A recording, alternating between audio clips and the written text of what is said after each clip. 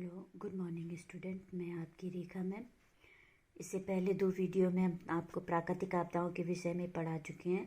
आज हम मानवकृत आपदाओं के बारे में पढ़ेंगे। मानवकृत आपदाओं का मतलब होता है कि मानव की गलतियों के कारण जो विपत्ति या संकट हमारे ऊपर आते हैं उन्हें हम मानवकृत आपदाएं कहते हैं। जैसे कि आपके बुक में भी दिया है कि मनुष्य की क्रियाकलापों के परिणाम स्वरूप होने वाली आपदाएं मानवजनित आपदाएं होती है। यानी मनुष्य की गलतियों के कारण जो क्रियाकलाप करते हैं उनके कारण जो हमारे ऊपर संकट आते हैं वो क्या कहलाए जाते हैं? मानव जनित आपदाएं कहलाई जाती हैं।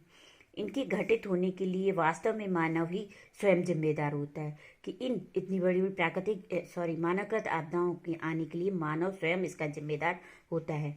जलाशय जनित भूकंप, मानव जनित भूस्खलन, त्वरित मृदा अपरदन, जहरीली गैसों का रिसाव, सागरों में पेट्रोलियम पदार्थों का रिसाव, नाभिकीय विकिरण, नाभिकीय विस्फोट, मानव जनसंख्या विस्फोट, महामारी आदि मानवजनित आपदाएं हैं। इनका प्रबंधन और नियंत्रण संभव है। यानी ये मानव की गलतियों के कारण होता है। जैसे कि आज के समय में 3 साल से आपकी महामारी आपको परेशान कर रही है, कोरोना, वो मानव की गलतियों के कारण ही हमारे ऊपर ये विपत्ति आई है। ये इनको हम कंट्रोल कर सकते हैं, लेकिन प्राकृतिक आपदाएं जो हमारी पाती हैं इन पर हमारा कोई बस नहीं होता है। लेकिन मानव जनित जो घटनाएं होती हैं इनको हम कम करने की कोशिश कर सकते हैं। अब आता है आपका भारत में आपदा प्रबंधन। प्रबंधन का मतलब कि जब कोई आपदा आती है तो उसका प्रबंधन किस तरह करना चाहिए, या आप कह सकते हो कि आपदा प्रबंधन प्राकृतिक मानव निर्मित आपदाओं के दौरान जीवन और संपत्ति की रक्षा करने की से है। यानी जो आपदाएं प्राकृतिक या मानव निर्मित आपदाओं के दौरान जो हमारे जीवन और संपत्ति की हानि होती है उसकी रक्षा करने के लिए, या आप कह सकते हैं कि आपदा के प्रभाव को कम करने के लिए विशेष तैयारी की प्रक्रिया को हम क्या कहते हैं? आपदा प्रबंधन कहते हैं। जैसे कि बुक में है भारत में आपदा प्रबंधन। अपना देश भारत लंबे समय से प्राकृतिक प्रकोपों एवं आपदाओं का शिकार होता रहता है। यानी भारत में अधिकतर मानसूनी प्रदेश है तो बाढ़ और सूखा तो हर साल आने की स्थिति रहती ही है। भूस्खलन है, भूकंप है, ये प्राकृतिक आपदाएं का शिकार होता रहता है। इन प्राकृतिक आपदाओं से व्यापक पैमाने पर जन धन की हानि होती है। भारत में आपदाओं के प्रबंधन हेतु राष्ट्रीय या राज्य स्तर पर कोई व्यवस्था नहीं है, परंतु ऐसी किसी घटना के उपरांत बचाव कार्य, राहत कार्य, पुनर्वास एवं पुनर्निर्माण की अस्थायी व्यवस्था की जाती है। यानी जब ये आपदाएं प्राकृतिक आपदाएं आ जाती हैं हमारे ऊपर तो इसके प्रबंधन हेतु राष्ट्रीय या राज्य स्तर पर कोई खास व्यवस्था नहीं है, परंतु ऐसी घटना के लिए उस समय बचाव कार्य, राहत कार्य और पुनर्निर्माण और पुनर्वास के लिए अस्थायी व्यवस्था की जाती है।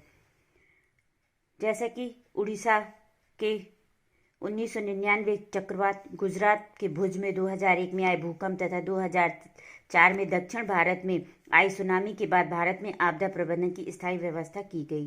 यानी उड़ीसा में 1999 में जो चक्रवात आया था, भुज में 2001 में बहुत भयानक भूकंप आया था जिससे काफ़ी लोगों की हानि हुई थी, काफ़ी लोग मारे गए थे। 2004 में सुनामी आई थी जिससे भी काफ़ी जन और धन की हानि हुई थी।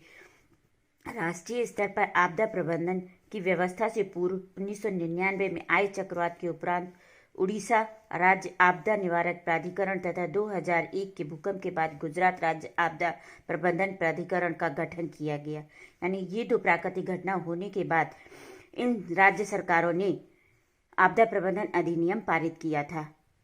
इस अधिनियम द्वारा 2006 में राष्ट्रीय आपदा प्रबंधन प्राधिकरण अर्थात नेशनल डिजास्टर मैनेजमेंट अथॉरिटी को गठित किया गया था। इस अधिनियम के द्वारा आपदा के पूर्व एवं उसके पश्चात की अवस्थाओं के अंतर्गत आपदा पूर्व तैयारी के लिए निवारण, बचाव एवं राहत कार्य, पुनर्निर्माण, पुनर्वास और रिकवरी कार्य के लिए व्यवस्था की गई। इसके लिए राष्ट्रीय, प्रांतीय, जिला तथा विकास खंड स्तर पर संस्थाओं का संगठन किया गया था। यानी जब कोई आपदा आ जाती है तब ये अधिनियम के तहत उसका निवारण किस तरह किया जाना चाहिए, बचाव किस तरह किया जाए, या वहाँ जो भी घटना हुई है उन लोगों को राहत कार्य कैसे पहुँचाया जाए, उनका पुनर्निर्माण और पुनर्वास कैसे किया जाए, ये सारा इस स्तर पर प्रबंधन प्राधिकरण के अंतर्गत किया जाता है। इसको 4 भागों में बांटा गया है। पहला है केंद्र स्तर पर, दूसरा राज्य स्तर पर, तीसरा जिला स्तर पर और चौथा पंचायत केंद्र स्तर पर राष्ट्रीय आपदा प्रबंधन प्राधिकरण और इसका अध्यक्ष जो होता है वो प्रधानमंत्री होता है। राज्य स्तर पर राज्य आपदा प्रबंधन प्राधिकरण के अध्यक्ष मुख्यमंत्री होते हैं उस राज्य के। जिला स्तर पर जिला आपदा प्रबंधन प्राधिकरण के अध्यक्ष होते हैं जिला अधिकारी एवं जिला पंचायत अध्यक्ष। पंचायत की होती है नगर पालिका। अब आता है आपदा प्रबंधन के तत्व कौन कौन से हैं। आपदा प्रबंधन प्राधिकरण के अंतर्गत आपदा प्रबंधन के 6 तत्वों को सम्मिलित किया जाता है। जैसे कि आप ये चित्र में भी दिया हुआ है 6 तत्वों का किस तरह किया जाता है कार्य। सबसे पहला आता है आपदा निरोध, यानी आपत्ति का निरोध करना, उसका रोकना कि किस तरह उस आपदा को रोका जा सकता है। निवारण करना, उसका आपदा की तैयारी करना कि जब कोई आपदा आती है तो उसके लिए क्या तैयारियां करनी चाहिए।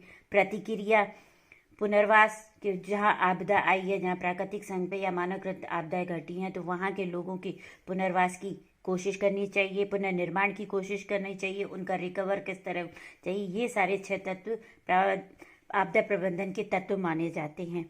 उपयुक्त 6 तत्वों में से प्रथम 3 आपदा के पूर्व एवं अंतिम 3 आपदा के उपरांत की अवस्था की हैं। यानी पहले जो 3 है आपदा निरोध, आपदा निवारण, आपदा तैयारी, ये 3 तत्व जो आपदा आने से पूर्व के हैं, और 3 प्रतिक्रिया, पुनर्वास और पुनर्निर्माण, ये आपदा आने के बाद के तत्व हैं।